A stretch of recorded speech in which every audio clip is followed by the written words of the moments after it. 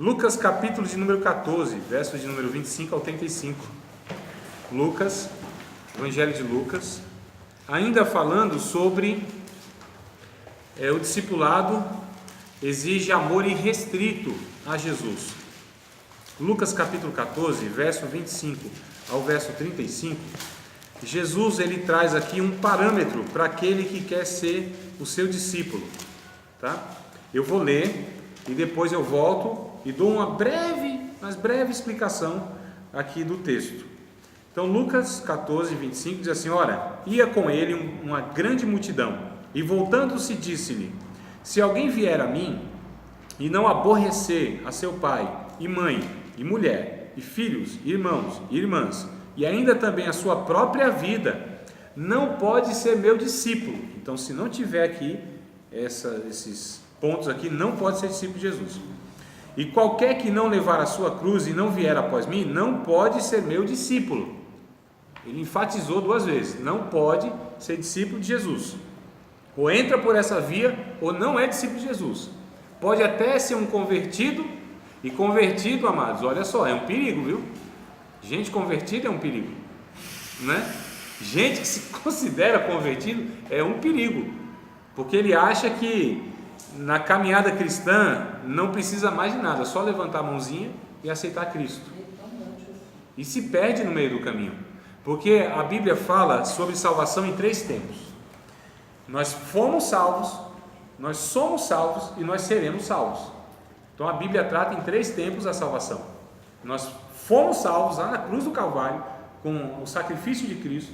Nós somos salvos hoje, é a nossa condição, mas nós seremos salvos plenamente porque ainda há um processo chamado de santificação na nossa vida.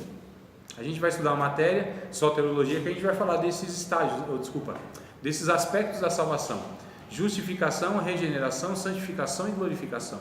A santificação é o processo, a partir do que eu fui justificado em Cristo, regenerado, agora inicia-se um processo de santificação, que nada mais é do que essa formação de Cristo em nós, a formação do caráter de Cristo em nós, o fruto do Espírito Santo, nos seus 9 aspectos, formado em nós, que aí caracteriza que uma pessoa está sendo salva. Então olha só como o negócio é muito sério. Então não é só pertencer à igreja, aceitar a Cristo, não é só o Espírito Santo vir habitar na vida da pessoa que está tudo garantido. Existe uma trajetória de vida, e nessa trajetória muitos se perdem, porque se descuidam dessa necessidade de viver uma vida diária, que é o que a gente falou em outras aulas, a necessidade de estar sendo discipulado todos os dias, viver uma vida com Cristo todos os dias, não é? Crescendo em Cristo todos os dias, porque na vida espiritual não existe neutralidade, não existe aquilo que é neutro, não existe na vida espiritual, não existe uma questão assim, não, eu estou aqui nesse ponto, aqui eu estou seguro. Das duas uma, ou nós crescemos em Cristo, estamos caminhando para o céu, ou nós vamos retroagir e voltar inclusive a pecados antigos, ou não vamos vencer pecados, porque assim, não está tudo resolvido, amados, não é? A gente aceitou Jesus e tem um bocado de coisa para ajeitar na vida aí, tem ou não tem? De todos eu acredito, né? Talvez só de uma, talvez que não tem aqui, talvez, né? Vai saber. Então, na criancinha eu estou dizendo, né? Mas todos nós aqui, irmão, nós temos ainda coisa a ajustar, e se a gente descuida dessa necessidade de ser transformado diariamente pelo Espírito Santo, ou seja, santificado em Cristo, a gente pode se enredar, a gente pode ficar enroscado, tá certo, nesse pecado, e esse pecado pode nos levar inclusive à perdição eterna, porque é uma coisa só que o diabo precisa, só precisa de uma área da nossa vida descuidada ou desprezada, para que a partir dali o diabo ou o próprio pecado ele possa nos envolver num todo, amado. É muito complicada essa situação, não é? Então a gente não descuida em nada. Por isso que eu disse, não tem uma área na nossa vida a gente fala, não, isso aqui eu não vou entregar a Jesus. Se eu não entrego isso a Jesus, tudo mais está comprometido. Então a gente precisa ter muito cuidado sobre isso aí. Então, amor a Cristo. Verso 28 ainda: pois qual de vós, querendo edificar uma torre, não se assenta primeiro a fazer as contas dos gastos para ver se tem com que acabar? Para que não aconteça que depois de haver posto os alicerces E não podendo acabar, todos os que virem comecem a escarnecer dele, dizendo: este homem começou a edificar e não pôde acabar. Olha só, Jesus pega aqui esse exemplo. Então, o discipulado, o aceitar a Cristo, nós deveríamos fazer o seguinte, com todo novo convertido: você está decidindo por Cristo agora? A salvação é de graça, meu filho. Você foi alcançado pela graça de Deus, não fez nada. Jesus veio ao teu encontro, você estava perdido, você não sabia para onde ir, você não tinha clareza de nada, você estava morto diante de Deus. Ele veio, te vivificou, te ressuscitou, te lavou, te salvou e está tudo certo agora. Só que existe um preço no discipulado. Aí você precisa fazer as contas. Você está disposto mesmo a largar tudo, se for necessário largar tudo? Você está disposto a ir até a morte, se for necessário ir até a morte?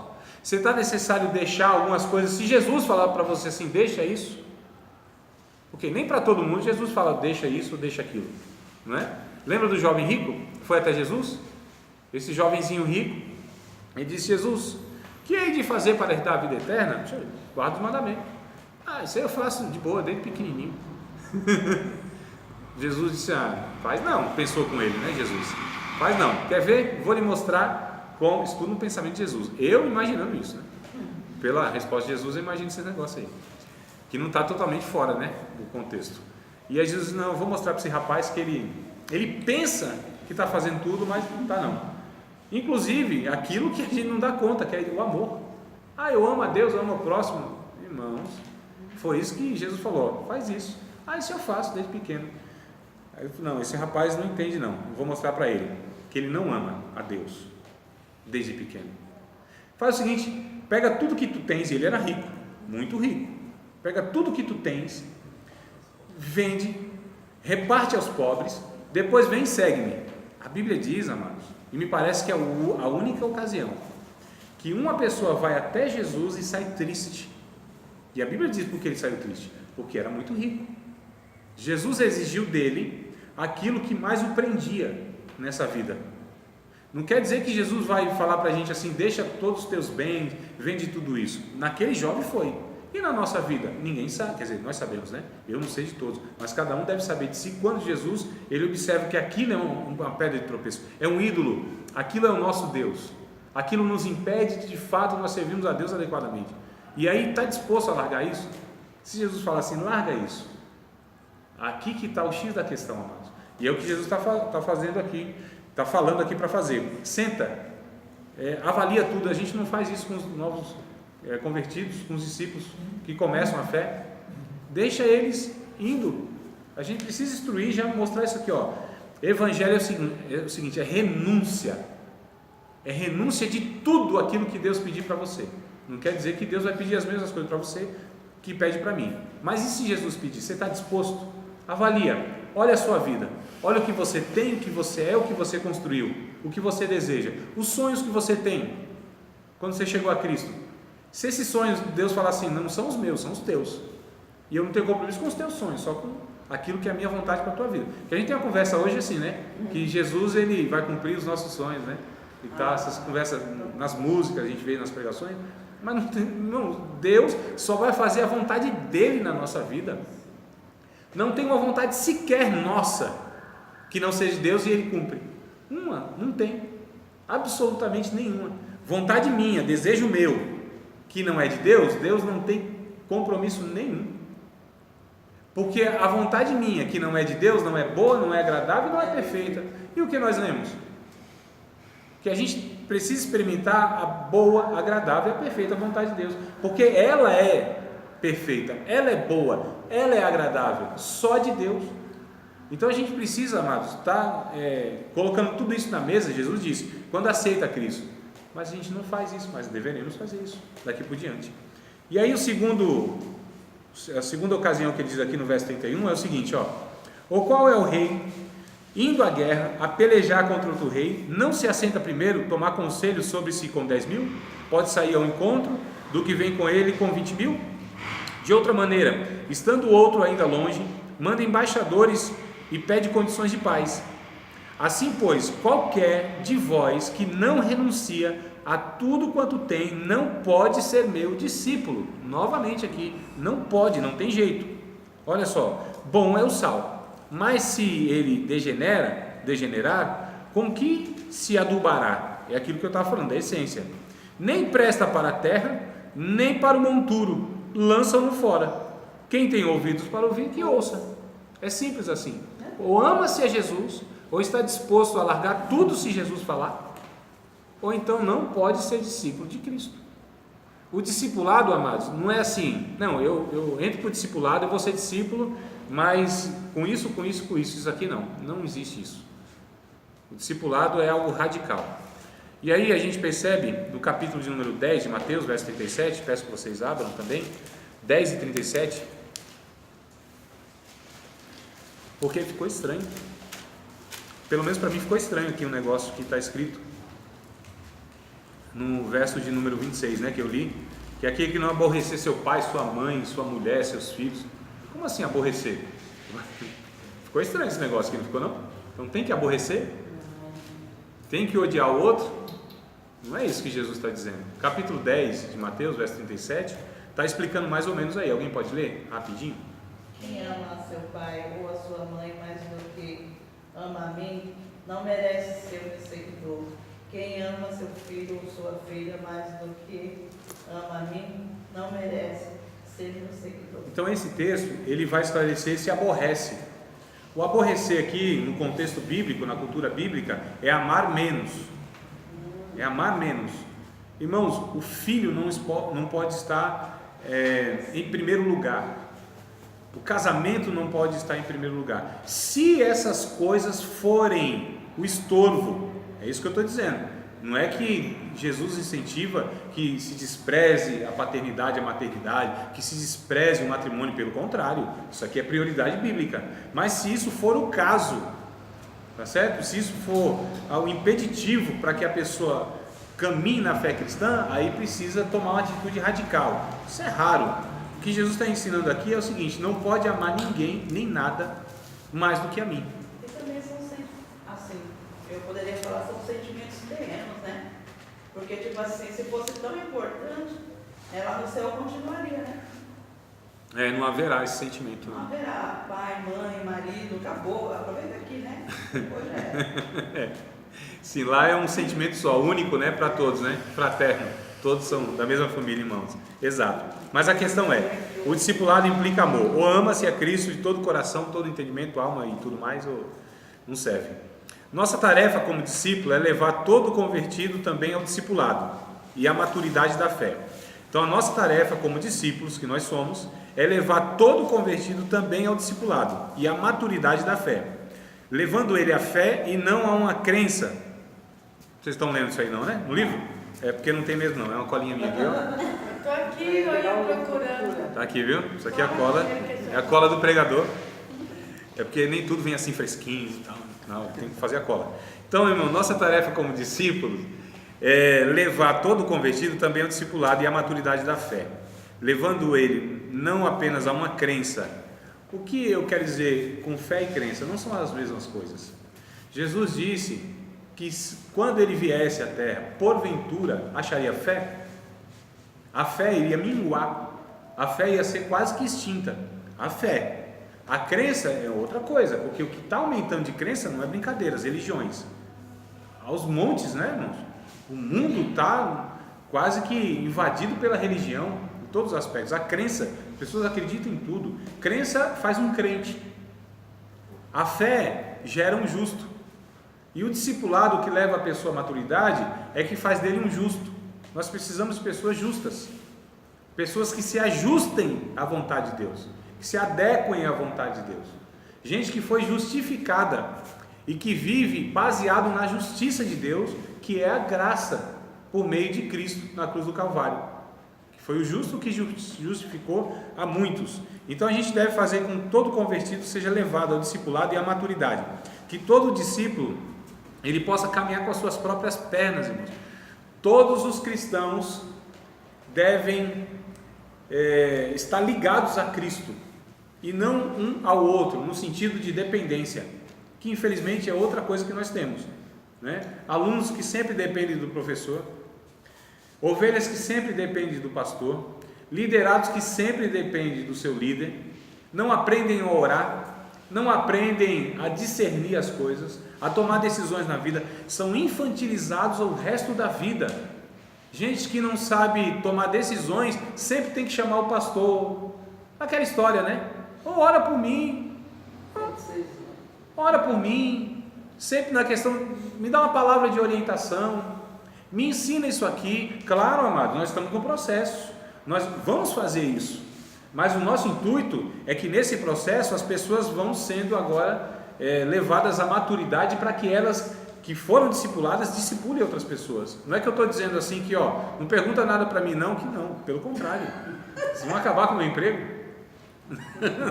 Não é nesse sentido, não, amados, eu vou estar, agora a minha alegria é que vai chegar um tempo na vida de vocês, no nosso relacionamento, que vocês vão ter uma maturidade tal em relação à Bíblia Sagrada, que vocês não vão nem precisar mais do meu auxílio, tá certo? É nesse sentido que eu estou dizendo aqui. Sempre para mim vai ser um prazer poder contribuir com vocês em alguma dúvida que vocês tenham a respeito da Bíblia e da teologia. Não é isso que eu estou dizendo. Para mim sempre vai ser um privilégio, um prazer.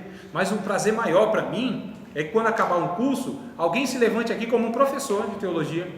Fala, André, vai para outro canto, deixa eu aqui, demorou, fica aqui que eu vou para outro lugar. Ô irmão, isso é uma alegria para mim, não é não? Coisa boa. Um pastor, por exemplo, pastor Ari, que de repente ele leva uma pessoa ao discipulado, a maturidade, e aí Deus fala para o pastor, vai para outro canto, e aquele que ele discipulou assuma o lugar dele e pastoreie. Que orgulho espiritual, né? Que alegria, dever cumprido.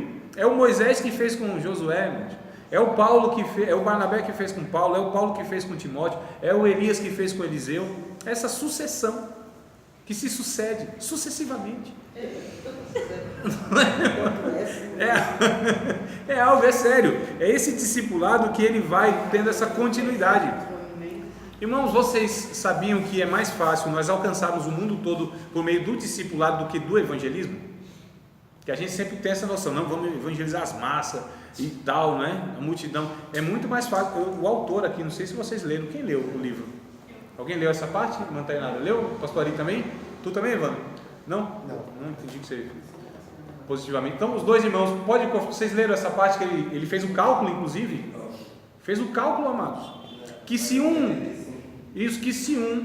uma pessoa ganhar uma pessoa para Cristo no ano e discipulá-la um ano, e essa pessoa chegar a uma certa maturidade nesse um ano de discipulado, e ela conseguir fazer isso o outro ano, em 10 anos, olha só, se nós conseguimos a cada um ano, um ano, discipular uma pessoa, e aí isso vai se repetindo, se sucedendo, ou seja, no outro ano serão já 2 pessoas que discipularão mais 2, não é isso? Então já são 4 em 2 anos, e isso vai multiplicando, então vão ser 8 e depois 16, em 10 anos, se a gente for calcular assim, em 10 anos terá 1000 e alguma coisa, né?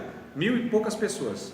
Já pensou um pastor que abre uma igreja, se ele segue o discipulado e em 10 anos ele tem 1000 membros na igreja, em 20 anos tem 1 milhão, é isso? 1.048.576. Em 20 anos 1 milhão de membros maduros, discípulos na igreja. Em 30 anos, pastor Ari? 1 bilhão.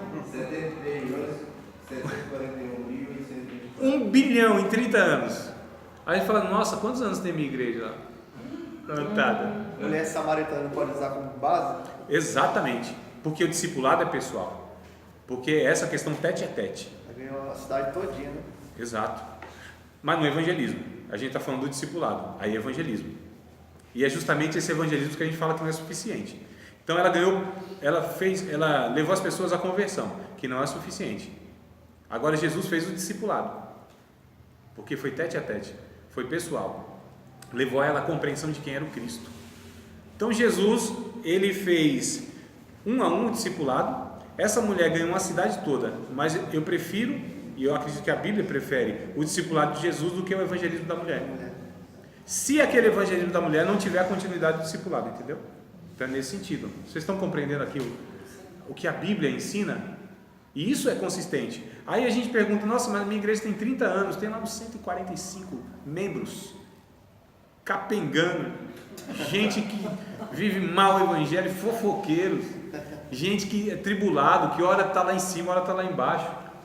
Eu falo, então tem alguma coisa errada, o discipulado não está sendo feito. E o discipulado não sendo feito, não vai ter crentes maduros nunca. E aí a gente vai chegar numa condição do nosso país, com 47 milhões de evangélicos, e nós sabemos a qualidade desses evangélicos. Nós sabemos, amados, que influência que esses evangélicos têm na sociedade. E nós sabemos que líderes que têm se formado dentro desses 47 milhões no nosso país, que nem crentes são, e chegam a ser líderes. Estão discipulando quem, se não for discipulado? Então há uma necessidade urgente de que a gente volte àquilo que a Bíblia ensina, a ensinar. E aí eu vou ler com vocês Colossenses 1:28, rapidinho, para a gente encerrar. Quem me dá mais, já deu 10 horas em ponto, quem me dá mais 2 minutos, irmãos? Mais 2 minutos, 2, 4, 6, 8, 10, 12, não, mas já 2 minutinhos, no máximo 3, tá? Encerro aqui para não prejudicar vocês. Colossenses 1:28, rapidinho, quem achou, leia. Gálatas 6:6, 2 Timóteo 2:2, um acha outro, e a gente aí vai se ajudando. Colossenses 1:28, Gálatas 6:6, 2 Timóteo 2:2. Aqui anunciamos, admoestando a todo homem e ensinando a todo homem em toda sabedoria, para que apresentemos todo homem perfeito em Jesus Cristo. Olha o que Paulo disse. Então, ensinando a todo homem, para levar todo esse homem à maturidade em Cristo, ao conhecimento de Cristo. O 20 tem 29? Quem? Leia o 29. Para isso também trabalho, combatendo segundo a sua eficácia, que obra em mim poderosamente.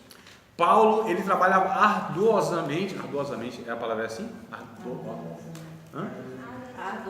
Arduamente, obrigado, é isso aí. Trabalhava arduamente, né? Pelo discipulado, ensinando a todo homem, para levar todo homem à maturidade, ao conhecimento de Cristo. Gálatas 6:6. E o que é instruído da palavra é parte de todos os seus bens, com aquele que é instruído. A ideia é quem é instruído, instrua, né? Para a gente não entrar aí muito num detalhezinho aí meio complicado. O 2 Timóteo 2:2.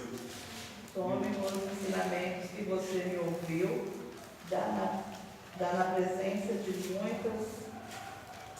muitas testemunhas, e entregue-os aos cuidados de homens de confiança que sejam capazes de ensinar aos outros. Isso, aqui a tua versão está diferente, eu acho que da maioria, né? Pode ler só para ajudar os demais? Pode ler, Yuri.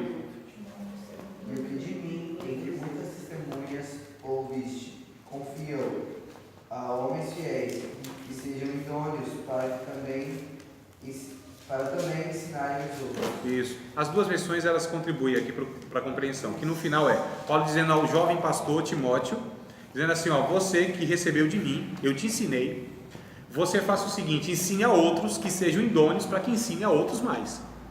Esse é o ensinamento básico do negócio, né? Então é o ensinamento, vai ensinando um ao outro.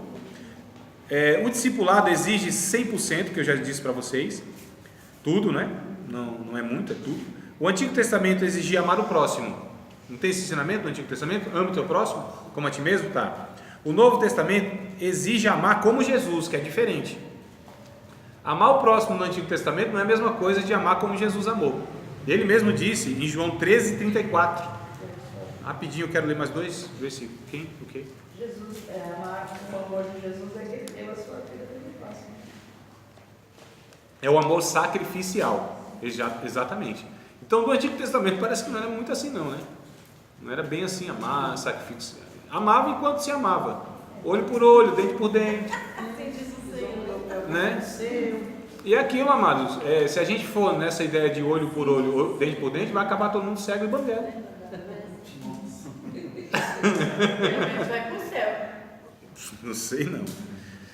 Apesar que é até melhor ir para o céu cego do que com os 2 olhos, né? Tá bom. Mas vamos lá. João 13:34 e 35. 13:34 e 35. Achando, leia, por favor, Márcio. Um novo mandamento vos dou, que vos ameis uns aos outros, como eu vos amei a vós, e também vós uns aos outros vos ameis. Nisto todos conhecerão que sois meus discípulos, se vos amardes uns aos outros. Oh, meu pai, olha aí, ó. Lembrei de Chicó. Sei não. Quando eu li a primeira vez essa passagem, eu fiquei pensando, um novo mandamento Jesus está dando? Que novo mandamento é esse de amar uns aos outros, amar? Isso já tinha no Antigo Testamento, não é novo. Mas ele disse, o padrão é novo, é como ele amou. Como eu amei, assim vocês devem amar. É por isso que é um novo mandamento. Parece a repetição, mas não é. É um novo mandamento, assim como ele amou, dando a sua vida. Amor sacrificial. Exato, porque todo amor implica sacrifício, né? Então, amar um ao outro como Cristo nos amou, se entregando por nós. Aí o texto vai dizer do verso 35, é nesse amor sacrificial que vocês vão ser conhecidos como meus discípulos. O crivo, a marca, ou o selo de originalidade na marca de um discípulo de Cristo é amor. Não é outra coisa, não é ter a correta doutrina, manjar de Bíblia, ser usado por Deus, do fogo cair, não é nada disso. Jesus disse, se vocês amarem uns aos outros como eu amo vocês, vocês vão ser conhecidos como meus discípulos. Apenas isso, é o crivo, é a marca, é infalível. Aí não tem como, uma pessoa que ama como Jesus, não, isso aqui é salvo, é discípulo de Jesus. Pode não falar língua estranha, pode não pregar, pode não conhecer muito Bíblia, pode, ser uma pessoa bem... sem expressão na igreja, mas se ela ama, pronto, salva, parece com Cristo, é discípulo, acabou, isso aí. Capítulo 15 ainda de João, verso 12, vai repetir e a gente encerra então aí a conversa. O João, capítulo 15, verso de número 12, é quase a repetição, é só para reiterar. O meu mandamento é este, que vos amei uns aos outros, assim como eu vos amei. Está aí, amados. Discipulado, então, é levar as pessoas a amarem a Cristo. Para isso a gente tem que amar a Cristo. Para a gente discipular, a gente precisa ser um discípulo. Para ensinar, a gente precisa saber, compartilhar a vida. A gente precisa gerar no outro aquilo que a gente é e não apenas ensinar o que a gente sabe. A gente precisa aprender de Cristo todos os dias para ensinar todos os dias também aqueles que estão se chegando a Cristo. Sem discipulado, sem termos esse método de Jesus, nós vamos repetir o que está aí na praça. Gente religiosa, insensível, hipócrita, infantil, gente que não presta para nada, só para ser jogado no chão e pisado pelos homens, feito de chacota, sem autoridade, não tem influência em nada, não transforma em nada, não é canal de Deus em lugar nenhum, só prejuízo, porque uma pessoa que diz em nome de Deus alguma coisa, mas ela não é de Deus, amado, nossa, ela é um estorvo, tem igrejas aí que fazem um desserviço para o reino de Deus, melhor que não houvesse. Um dia o irmão disse assim, André, é melhor um bar, eu prefiro um bar do que uma igreja. Eu disse, eu não. Tem igreja aí que para mim é um prejuízo, devia fechar. Aquelas pessoas lá não deviam carregar o nome de Cristo de forma nenhuma, são um desserviço, um prejuízo, Eu disse, não, André, eu falei, socialmente é melhor uma igreja do que um bar. Socialmente, você não tem gente embriagada, que não vai bater o carro, violência, aquela coisa toda, Socialmente, mas para o reino de Deus tem hora que é melhor um bar, porque lá é inclusive um lugar para a gente ir alcançar os perdidos, Agora, para alcançar irmãos perdidos dentro de uma igreja é complicado, hein? Eles já foram alcançados. E a gente vai, já dando a introdução para a matéria que vem, vamos falar de missões urbanas. Que importância tem, que relevância tem uma igreja plantada dentro de um bairro? Como ela deve se portar ali? E a gente já vai introduzir sobre isso. Que importância deve ter? Porque se não influencia nada, esses crentes já deviam ter ido para o céu faz tempo. Estão fazendo o que na terra, pelo amor de Jesus? O que nós estamos fazendo aqui ainda, se a gente aqui não contribui para a salvação e para a melhoria da vida das pessoas no nosso entorno? Nós como igreja de estrutura, nós como discípulos de Jesus, nos recursos que Deus nos deu. Então, a gente vai, na aula que vem, venham, por favor, a gente vai ter aí. Amados, Deus abençoe a todos.